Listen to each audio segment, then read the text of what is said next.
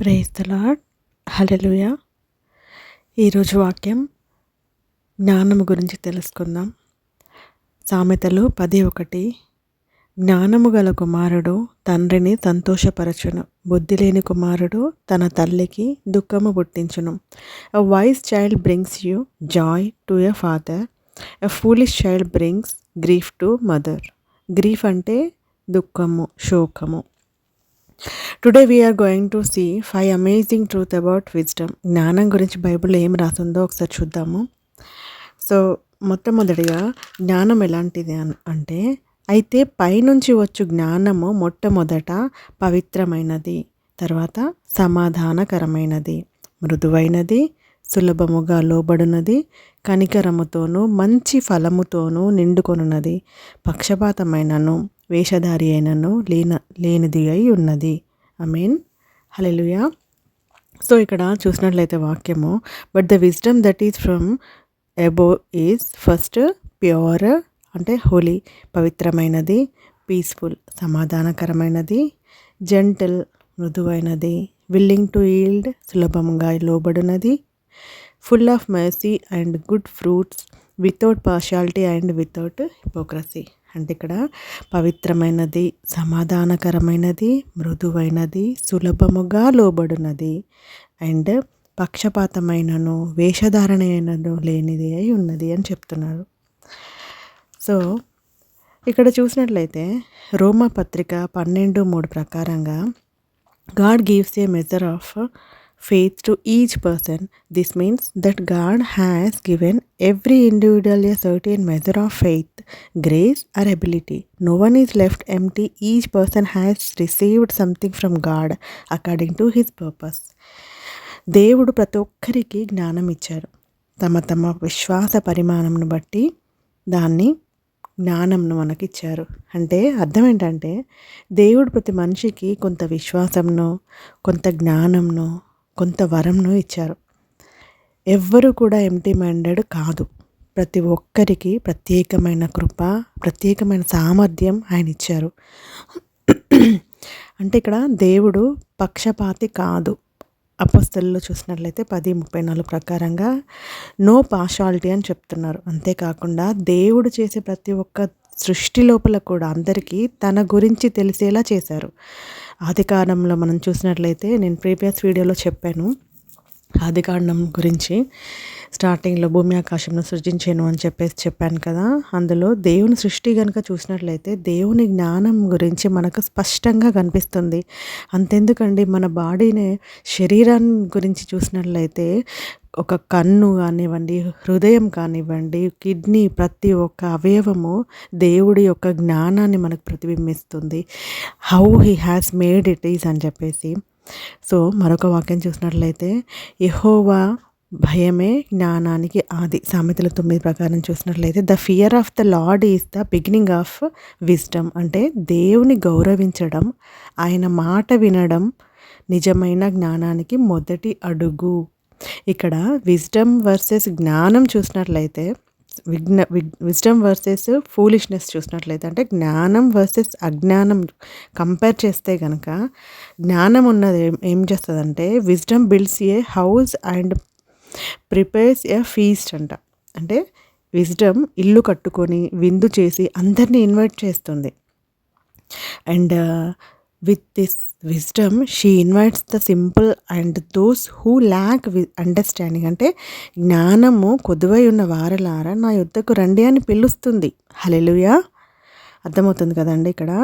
those who come accept her invitation will live and walk in the right way. అంటే ఎవరైతే దీన్ని accept చేస్తారో వాళ్ళ జీవాన్ని పొందుతారు వాళ్ళు, అండ్ మంచి మార్గంలో నడుస్తారు. అంటే దేవుని జ్ఞానం మన జీవితాన్ని సరిదిద్దుతుంది. హల్లెలూయా. ఆమేన్. దాన్ని అంగీకరిస్తే ఆశీర్వాదం పొందుకుంటాము.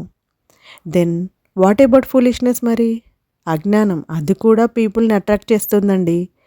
ఎలా అంటే, అది మనల్ని లోకాశల వైపు టెంప్ట్ చేస్తుంది, అట్రాక్ట్ చేసి రాంగ్ చాయిసెస్ని తీసుకునేలా చేస్తుంది. Be careful. So finally her path leads to destructions only and death. అంటే తప్పుడు మార్గంలోకి నడిపించి చివరికి నాశనం వైపు తీసుకెళ్ళి మరణానికి దారి తీస్తుంది. అందుకే అజ్ఞానంతో ఉండకుండా జ్ఞానంతో ఉండాలి. డైలీ ఉదయాన్నే మనం కన్ఫెస్ చేసుకోవాలి, దేవా నాకు సొలొమోన్కి ఇచ్చినటువంటి జ్ఞానాన్ని దయచేయండి. ఇక్కడే మనకు చెప్తున్నాడు దేవుడు, మీలో ఎవరికైనాను జ్ఞానం కొదువై ఉన్న ఎడల నన్ను అడుగుడి అని చెప్పేసి. మనం మాట్లాడే ప్రతి మాటలో దేవుణ్ణి ఘనపరిచేలా, దేవుణ్ణి మహిమపరిచేలా ఉండాలి. అర్థమవుతుందా? హల్లెలూయా. అండ్ ఇంకొక వాక్యం జేమ్స్ 1:5, యాకోబు 1:5 చూసినట్లయితే, if any of you lacks wisdom let him ask of God who gives to all generously and without reproach and it will be given to him. మీలో ఎవరైనా జ్ఞానం లోపిస్తే, జ్ఞానం కొదువైన ఎడల దేవునిని అడగాలి. ఆయన ఎవరిని తప్పు పట్టకుండా అందరికీ ఉదారంగా ఇస్తాడు. అప్పుడు అతనికి జ్ఞానం ఇవ్వబడుతుంది. అడగడం బాధ్యత, ఇవ్వడం ఆయన కృప. హల్లెలూయా. అర్థమవుతుందా? అడగడం అనేది మన బాధ్యత, ఇవ్వడం అనేది దేవుని కృప. హల్లెలూయా. నెక్స్ట్ చూసినట్లయితే ప్రావర్బ్స్ 2:6 లోపల, for the lord gives wisdom from his mouth come knowledge and understanding. అంటే యెహోవాయే జ్ఞానమును ఇస్తాడు, ఆయన నోటి వాక్కు నుండే జ్ఞానమును వివేకమును వచ్చును. అంటే ఇక్కడ దేవుని వాక్యమే జ్ఞానము, జ్ఞానమే దేవుని వాక్యం అన్నమాట. ఇక్కడ అంటే దేవుని వాక్యం ఏదైతే ఉందో అదే మనకు జ్ఞానాన్ని ఇస్తుంది. నిజమైన జ్ఞానం మనుషుల నుండి కాదు, దేవుని నుంచి వచ్చే వాక్కు ద్వారా వస్తుంది. ఆయన వాక్యం ద్వారా మనకు జ్ఞానం, వివేకం, సరైన నిర్ణయం తీసుకునే శక్తి దేవుడు ఇస్తాడు మనకి. ఆయన వాక్యమే జ్ఞానం అని అర్థం. మనం ఆయన వాక్యంను అంటే బైబిల్ని చదివి ప్రార్థనలో అడిగితే ఆయన సరైన మార్గంలో చూపిస్తాడు, నడిపిస్తాడు. ఈ జ్ఞానంకు ఏజ్తో సంబంధం ఉండదు. చిన్న, పెద్ద, ముసలి, ముతక అందరికీ జ్ఞానం ఉంటుంది. అందరికీ దేవుడు జ్ఞానాన్ని అనుగ్రహిస్తాడు ప్రభువు. దాన్ని ఇంకా మనం రెగ్యులర్గా బైబిల్ని చదవడము, కాన్సన్ట్రేషన్తో, అది కూడా మనసు పెట్టి చదివి జ్ఞానం పెంపొందించుకోవాలి. కన్ఫెషన్స్ చేసుకోవాలి, ప్రార్థనలో ఏకీభవించాలి. మనం బైబిల్ చదువుతున్నప్పుడు దేవుడు మనతో మాట్లాడతారు, మనం ప్రార్థన చేస్తున్నప్పుడు మనం దేవుడితో కాంటాక్ట్ అవుతాము. అలాగే అప్పుడు మనం జ్ఞానాన్ని ఇవ్వండి ప్రభువా అంటే మన జ్ఞానాన్ని దేవుడు దయచేస్తారు. మరొక ముఖ్యమైన వాక్యం చూసినట్లయితే హోషేయ 4:6లో, my people are destroyed for lack of knowledge because you have rejected knowledge I also reject you. ఇక్కడ స్పష్టంగా దేవుడు మాట్లాడుతున్నాడు. ఎలా అంటే, జ్ఞానం లేక నా ప్రజలు నశించుచున్నారు, నీవు జ్ఞానాన్ని తిరస్కరించినందున నేను నిన్ను తిరస్కరిస్తాను. అంటే దేవుడు ఇక్కడ కోపంతో విడిచిపెడతాడు అని చెప్పడం కాదు. అంటే జ్ఞానం లేక నా ప్రజలు నశించుచున్నారు అని చెప్తున్నారు. నీవు జ్ఞానాన్ని తిరస్కరించిన ఎడల నేను తిరస్కరిస్తాను అని చెప్తున్నాడు. ఐ విల్ రెఫ్యూజ్ యూ అని చెప్తున్నారు. కానీ నిన్ను విడిచిపెట్టి వెళ్ళిపోతాడు అని కాదు, కోపంతో వెళ్ళిపోతాడు అని కాదు ఇక్కడ అర్థం. ఆయన జ్ఞానం, ఆయన మార్గం, వాక్యంను వదిలేస్తే దాని రిజల్ట్స్ ఎలా ఉంటాయంటే దాని ఫలితము చాలా బాధాకరంగా ఉంటుంది అని నిన్ను హెచ్చరిస్తున్నాడు. దేవుడు ఎప్పుడు మొదట ప్రేమతో పిలుస్తాడు. మనం ఆయనను దూరం చేసుకుంటేనే సమస్యలు స్టార్ట్ అవుతాయి.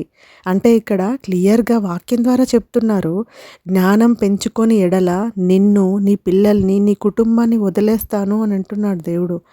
చాలామంది అన్యులు, అజ్ఞానులు గాసిప్స్ చేస్తూ ఉంటారు, టైం వేస్ట్ చేస్తూ ఉంటారు, ముచ్చట్లతో టైం పాస్ చేస్తూ ఉంటారు. దేవుడిచ్చే ప్రతి క్షణం చాలా విలువైనది, చాలా ఇంపార్టెంట్. అది దేవునితో గడపడానికి అండ్ దేవుడిచ్చిన జ్ఞానాన్ని ఇంకా పెంపొందించుకోవడానికి ఉపయోగించాలి. అంటే ఫర్ ఎగ్జాంపుల్ ఒక రోజు తీసుకుంటే ఆ రోజులో మనం ఎంత జ్ఞానాన్ని సంపాదించుకున్నాము, ఏమి నేర్చుకున్నాము, అది యూస్ఫుల్లా లేదా ఫూలిష్నెస్ థింగ్స్ చేస్తున్నామా, అదొకసారి మనం ఆలోచించుకోవాలి. మన టైంను, జ్ఞానంను పెంపొందించుకోవడానికి, మరి ముఖ్యంగా దేవునితో గడపడానికి, దేవుని జ్ఞానం పెంపొందించడానికి ఇంపార్టెన్స్ ఇవ్వాలి. లాట్స్ ఆఫ్ బుక్స్, డాక్యుమెంట్స్, మంచి మంచి నాలెడ్జ్ పెంచే వీడియోస్, వాటన్నింటితో మనము మన జ్ఞానాన్ని పెంపొందించుకోవాలి, దేవుని మహిమపరచుకోవాలి. దయచేయండి ప్రభువా యేసయ్య, సొలొమోనుకి ఇచ్చినటువంటి జ్ఞానాన్ని మాకు దయచేయండి ప్రభువా. ఈ కొద్ది వాక్యాన్ని ప్రభువా అందరి మనసు లోపల నాటి ఫలింపజేయండి ప్రభువా. ఆమేన్, ఆమేన్, ఆమేన్.